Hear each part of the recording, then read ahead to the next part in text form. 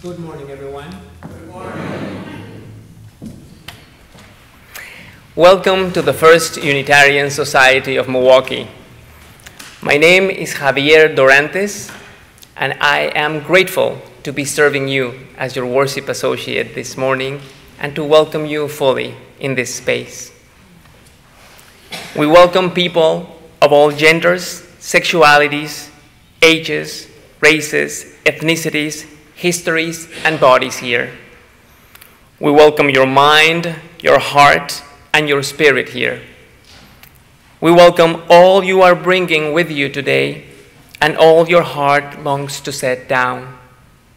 We welcome all of you. We extend a special welcome to each guest among us.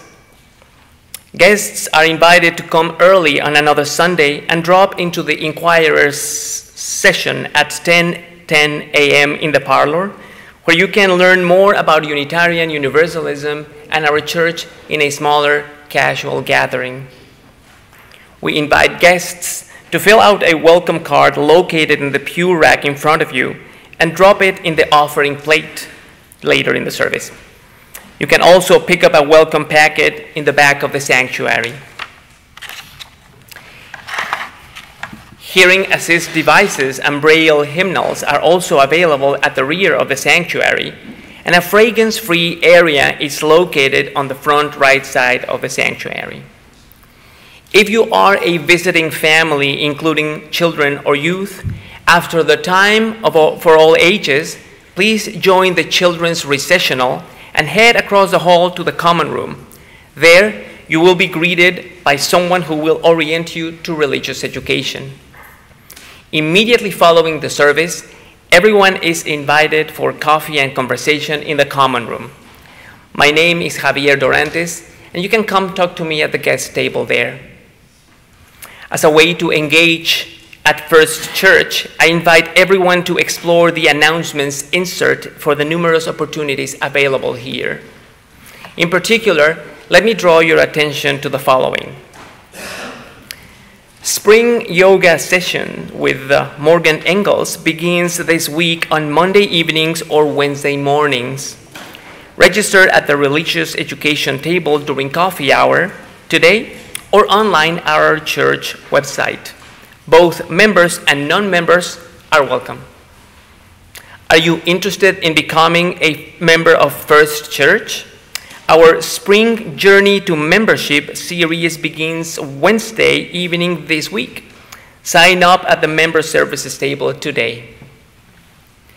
Please find details on these and more events in the announcements insert. Finally, please silence any electronic devices for the remainder of the service. Once again, I welcome you to First Church by inviting you to join me in the unison reading of our mission, which is printed in your order of service. We gather to nurture the spirit, engage the mind, and inspire action. At this time, I would like to ask Diane Goldbrunson and Zanny Goldbrunson to please come up and help us light the chalice.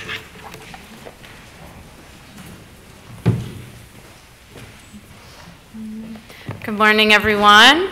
Good morning. Good to see you all here today. Our opening words is by that famous author, Anonymous, so prolific.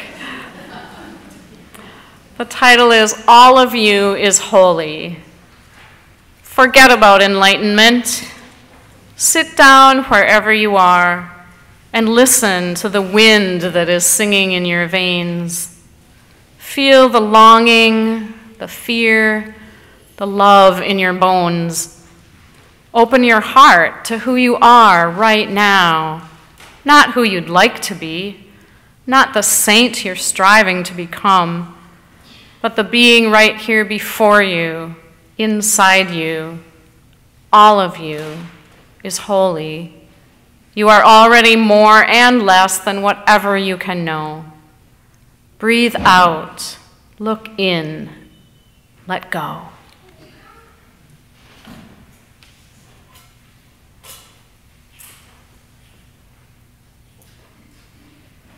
Please rise in body or spirit to sing hymn 34.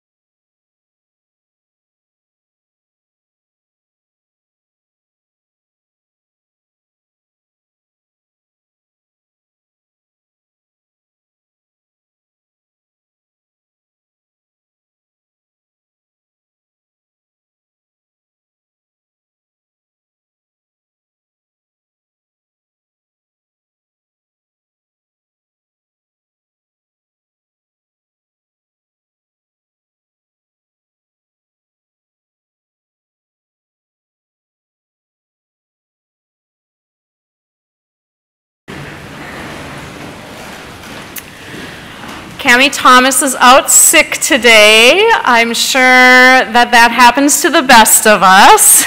Anybody else been sick this winter, this spring?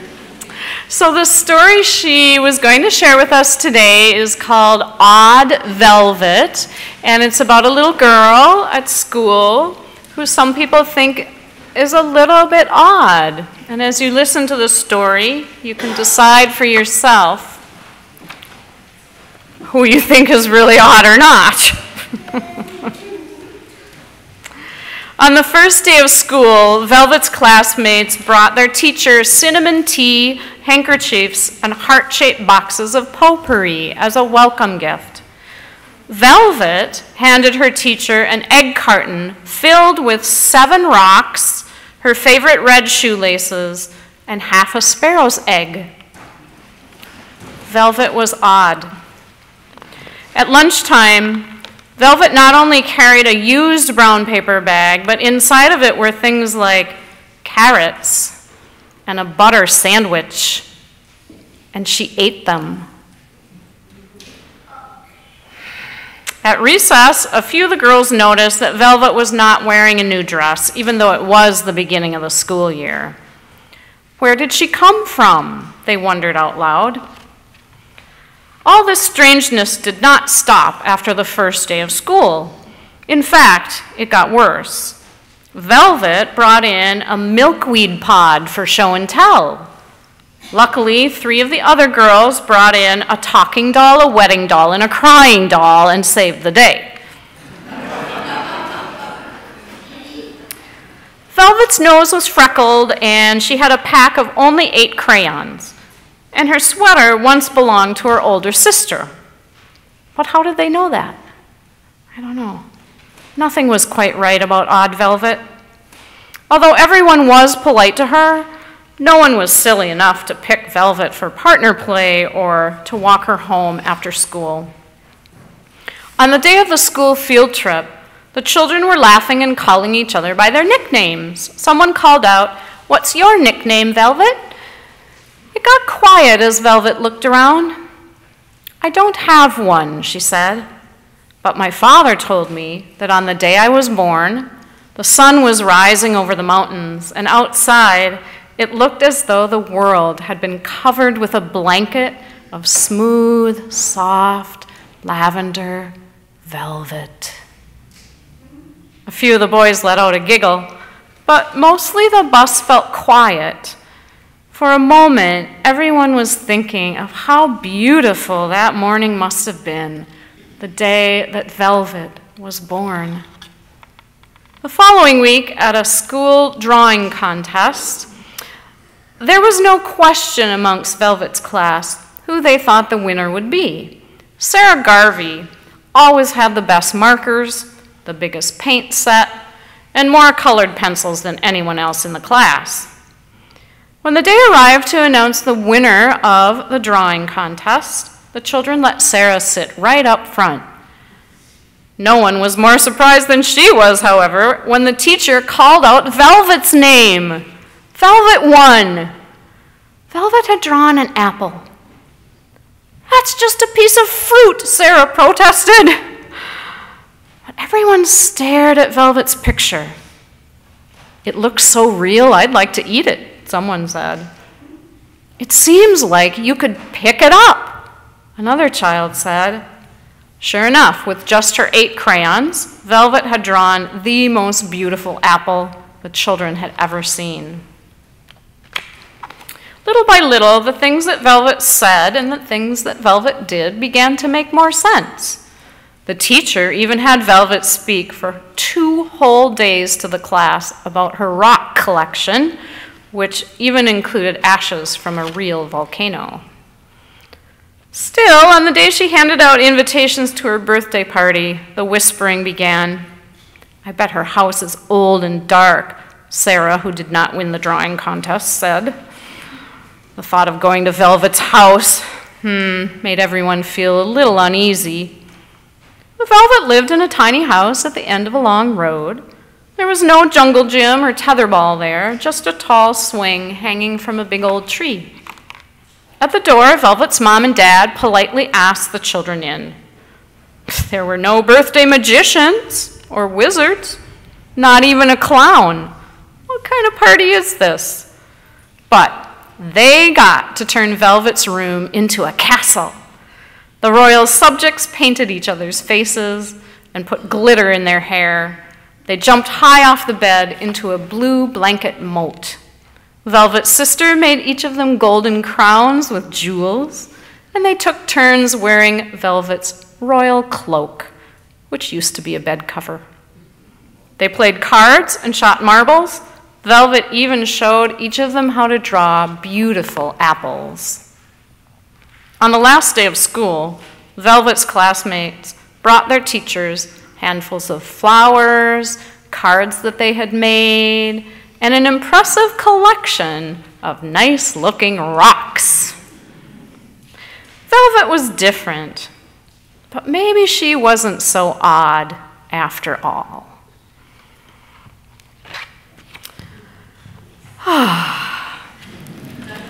Now I feel better about my oddness. I don't know about you. Our hymn is number 1031 in the Teal Hymnal, and you're all welcome to rise in body or spirit, and we'll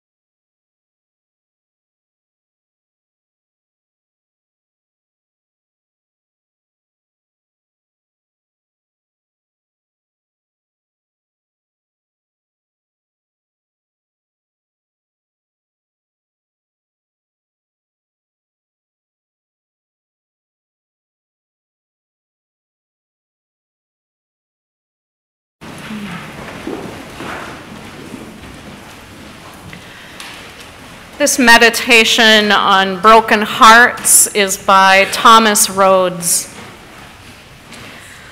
Let us enter into a time of meditation, contemplation, and prayer. Feel the earth beneath your feet as it supports you. Feel the love of this community as it surrounds and enfolds you. Feel your breath as it flows in and out of your body. Listen to your heartbeat. Listen to your heart.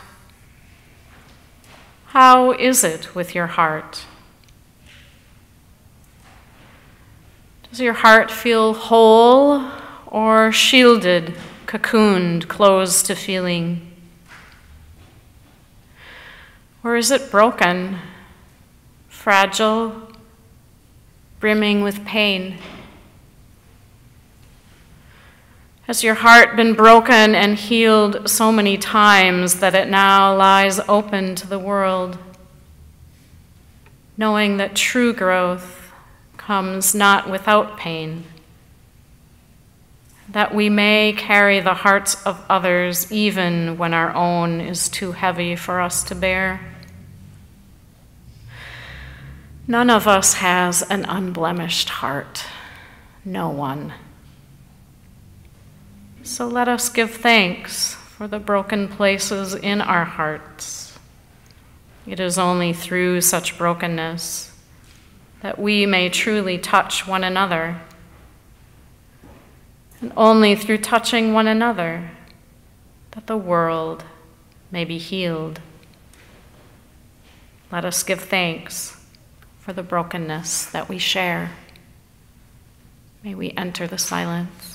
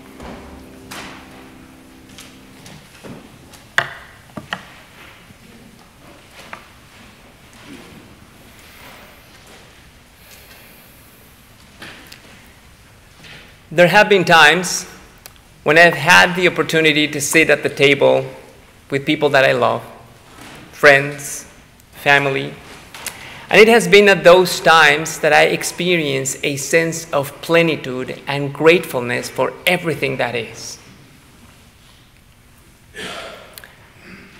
No need for those to be special occasions, but just by being together and aware of the many blessings around me, I feel whole, connected, complete, and fully present with and through the ones I love. There have been other times, however, when it has been way more difficult for me to experience such a sense. Taking on the routine of everyday life, everything from work to errands, tasks, emails, texts, feels like I have to be attending many things at once. And all those things seem to prevent me from fully connecting not only to what I am doing at any particular time, but to everything else that makes me who I am. Those distractions get even more accentuated when challenges and adversity arise. Not long ago, I went through a rough patch in my life. I lost my job, started facing some health issues, went through a painful breakup with my then girlfriend, and there were some pressing financial family matters that required my immediate attention, all at the same time. I felt overwhelmed. It was like the opposite of the song, "Oh, What a Beautiful Morning" from the musical Oklahoma. The days were dark and nothing seemed to be going my way. I could not stop thinking about my downfall. I felt constantly distracted by the immediate recent past, regretting my decisions, feeling guilty, threatened by my situation, worried and filled with self-doubt. I would wake up in the middle of the night, not able to find clear answers in the whirlwind going through my head. I thought that in order to feel complete, I needed to have a significant other, or that I must have a great job, or that I need to be fully healthy all the time. And I didn't have any of those things. One afternoon, I took a walk by the lake thinking about family, values, circumstances, challenges, and blessings in my life, in a deep internal reflection that sparked emotions and scrutiny in my heart. I sat on a bench, looked out at the horizon, and closed my eyes. I could feel the breeze in my face as I was deeply inhaling when I realized that, in addition to the difficult situations that I was confronting, I had an apartment where to go to afterwards. I had food, family, friends, and many more blessings that made me think, this is who I am. I realized that despite of not having everything going my way, I could experience an authentic sense of wholeness that allowed me to feel grateful and hopeful, while at the same time being more fully present. I later shared those thoughts and emotions with my parents, and then again with a couple of close friends.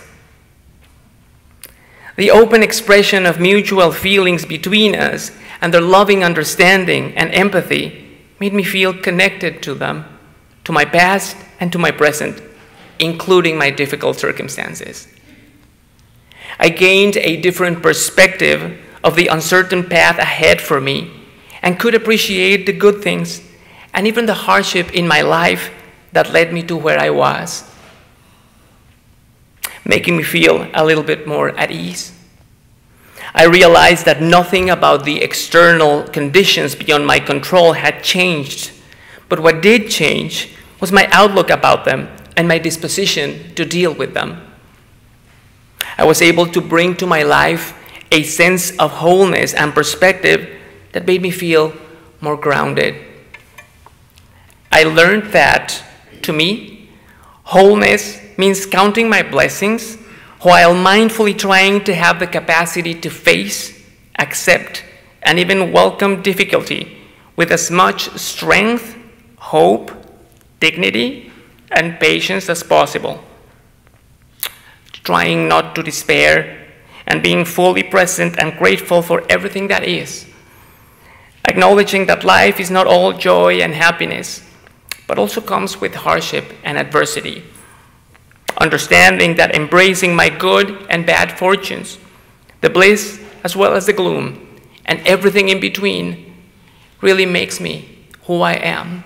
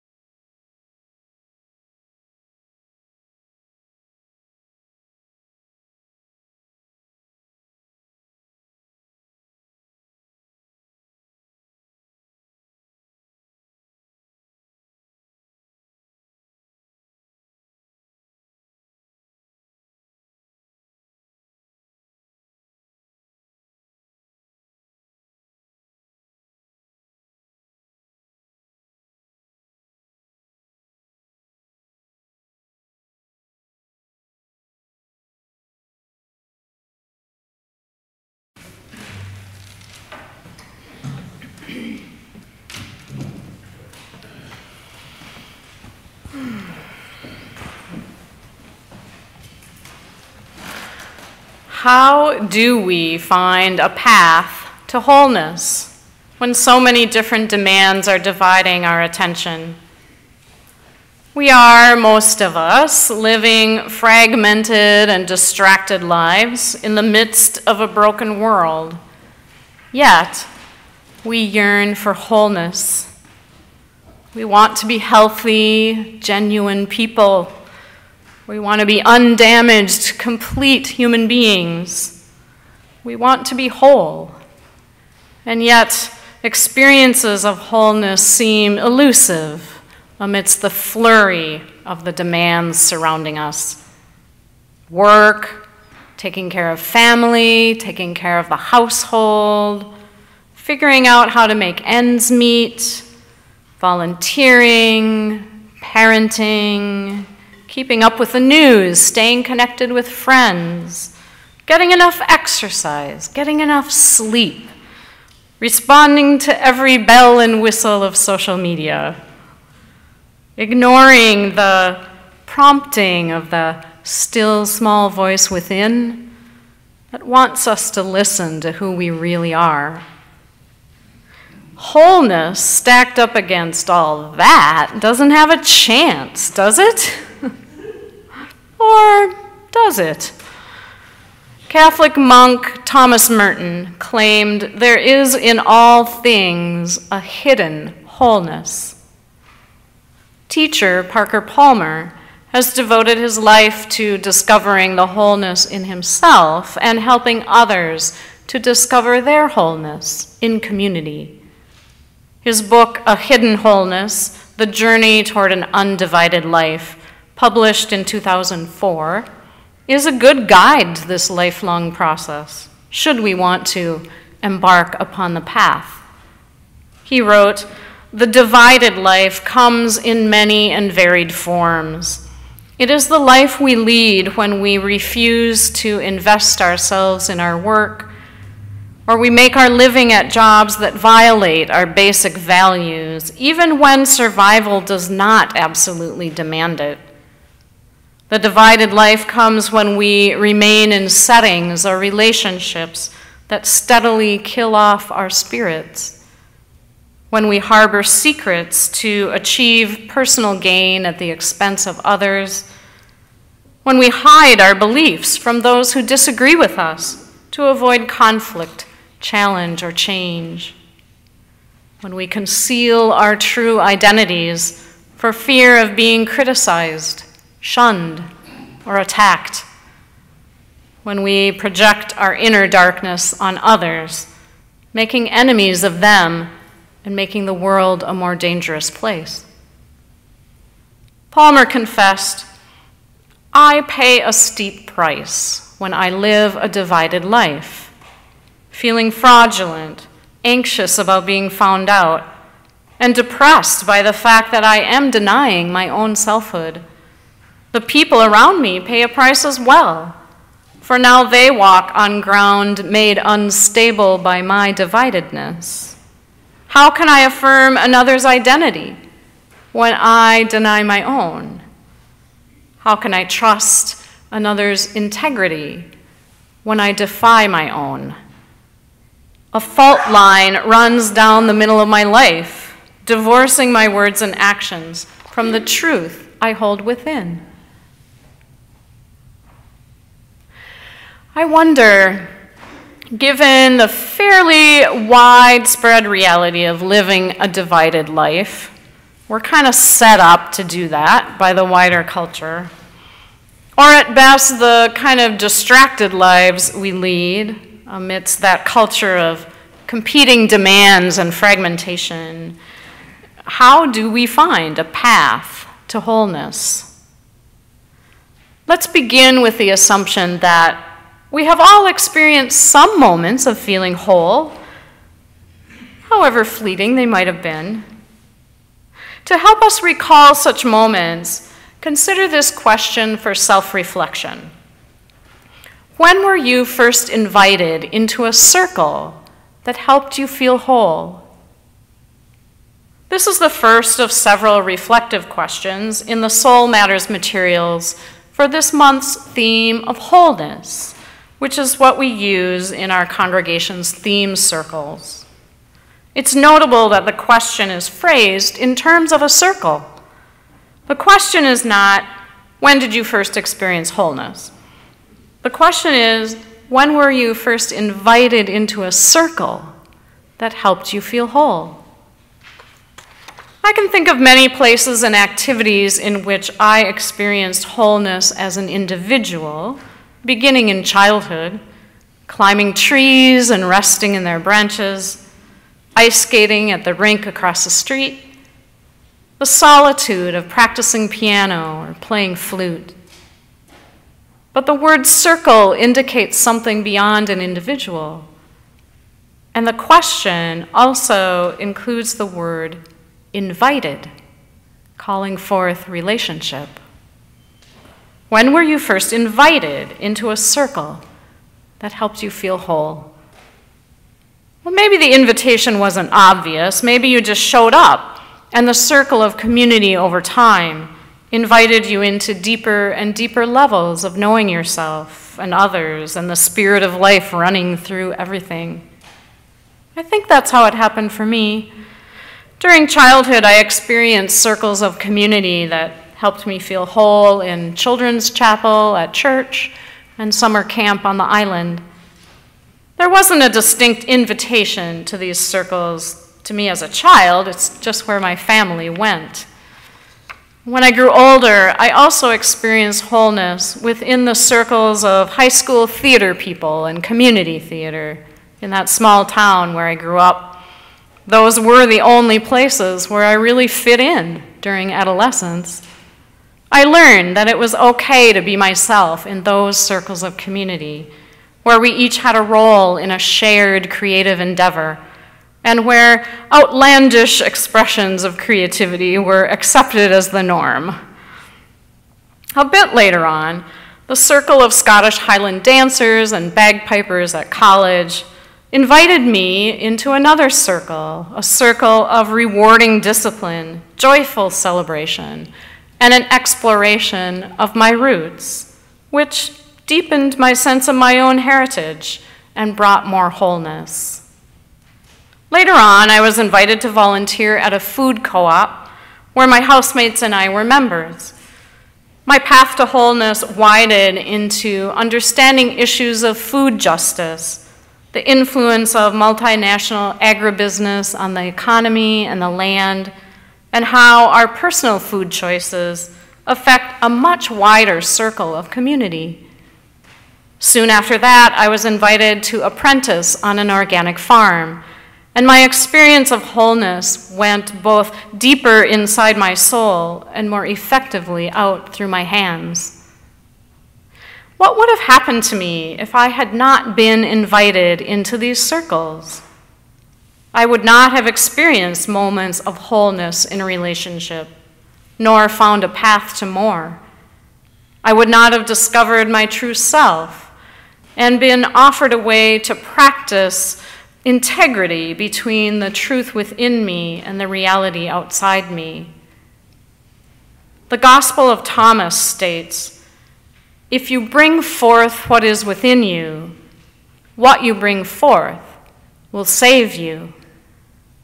If you do not bring forth what is within you, what you do not bring forth will destroy you."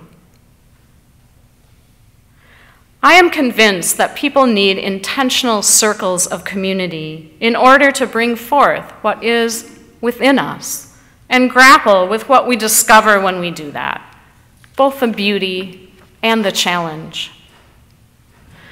Parker Palmer wrote, "My life is not only about my strengths and virtues, it is also about my liabilities and my limits, my trespasses and my shadow."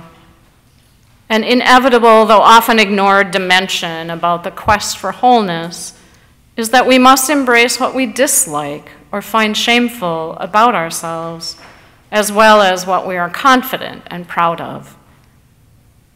Palmer describes how the process of congruence between inner and outer life happened for a participant in a Circle of Trust retreat that he facilitated for about 20 elected and appointed officials from Washington, D.C. Yes, even there, people are yearning for wholeness. Palmer wrote, all of these folks had gone into government animated by an ethic of public service. All were experiencing painful conflicts between their values and politics, and all sought support for the journey toward living divided no more. One participant had worked for a decade in the U.S. Department of Agriculture after farming for 25 years in northeastern Iowa. On his desk at that moment was a proposal related to the preservation of Midwestern topsoil, which is being depleted at a rapid rate by agribusiness practices that value short-term profits over the well-being of the earth. His farmer's heart, he kept saying, knew how the proposal should be handled, but his political instincts warned him that following his heart would result in serious trouble, not least with his immediate supervisor. On the last morning of our gathering, the man from agriculture, looking bleary-eyed, told us it had become clear to him during a sleepless night that he needed to return to his office and follow his farmer's heart. After a thoughtful silence in the circle, someone asked him, "How will you deal with your boss, given his opposition to what you intend to do?" "It won't be easy," replied this farmer-turned-bureaucrat. "But during this retreat, I've remembered something important. I don't report to my boss. I report to the land." Palmer says we can look at this example as someone who is resolving to live an undivided life by finding his center in his values. So if we think of the man from agriculture like that, someone finding his values in the center of himself, we might visualize a circle. Ignore the paperclip. A circle that is whole. And we often have a yearning to be standing right in the center of ourselves and acting from that place, from our values. There's a clear boundary you can see in a circle between the inner truth and the outer reality. That's one way to conceptualize this man's story. Another way might be to think of his integrity as a path between his inner truth and the outer reality, like the Mobius strip. I couldn't trust myself to make this in front of you. You've seen these before though, right? If you trace your finger on what seems to be the outside of the Mobius strip, going along like that, outside, outside, outside, at some point, all of a sudden, you find your finger is on the inside of the strip, and then it happens again, you come to the outside.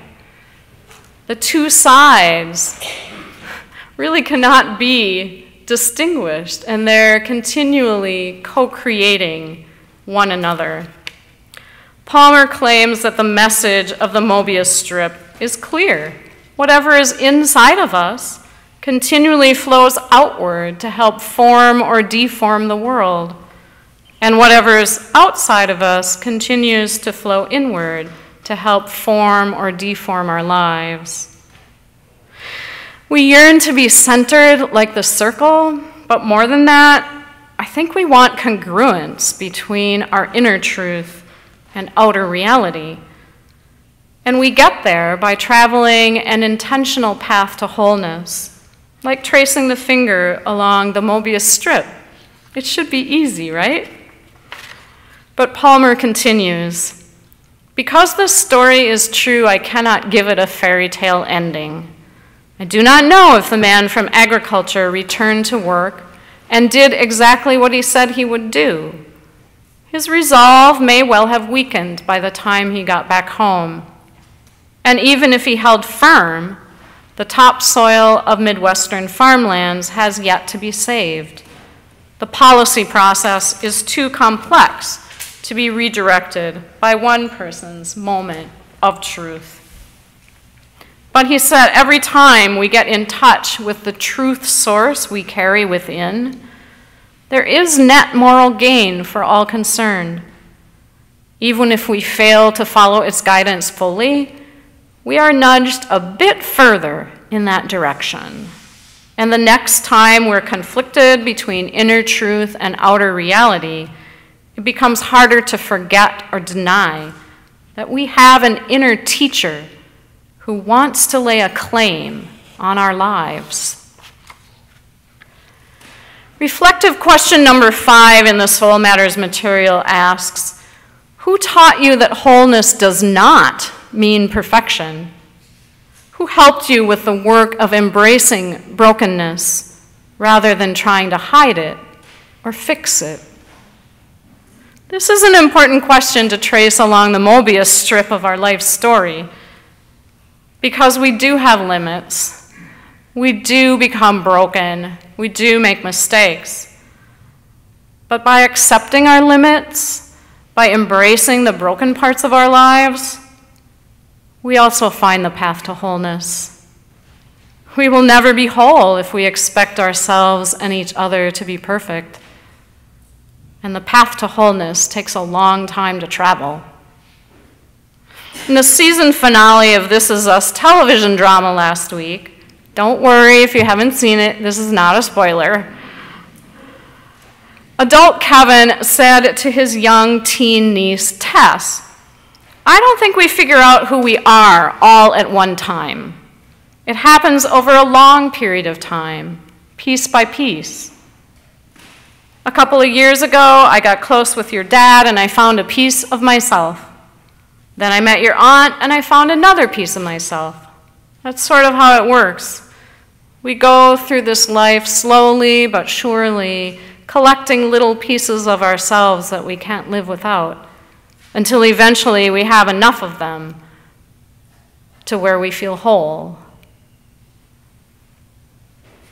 In The Cure for Sorrow, a book of blessings for time of grief, Jan Richardson writes about loss and healing. You had hardly thought your heart could be so claimed, and so willingly. Now the heart that gave itself with such gladness finds itself stunned by its anguish, abandoned and inhabited all at the same time by the absence that has gathered itself to you. It will astonish you how grief comes with such purpose to undo us, to unmake us with tools fashioned so exactly to its terrible art. How with such precision they are fitted for the rending, tearing, unstitching, unmooring, unhinging, undoing of us. It's hard to see from here how these tools are the same ones that will make us again, this time with an aching slowness, a painful pace so measured we will hardly perceive it when it begins to happen. The joining that comes piece to piece in a pattern that will never be the same, but will leave us inexplicably whole.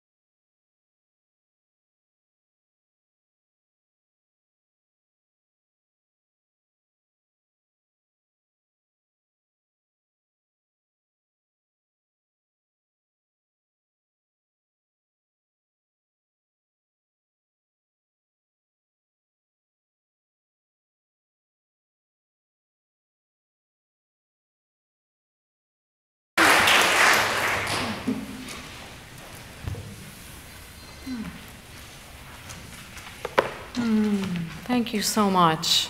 So much beauty. Please rise in body or spirit for the responsive reading in your order of service.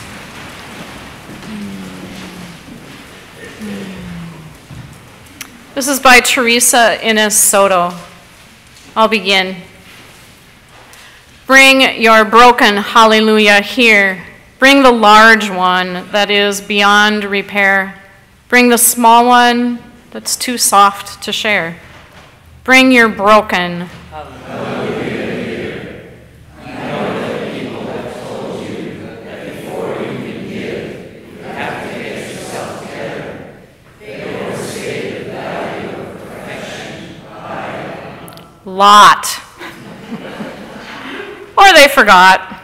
You are the gift.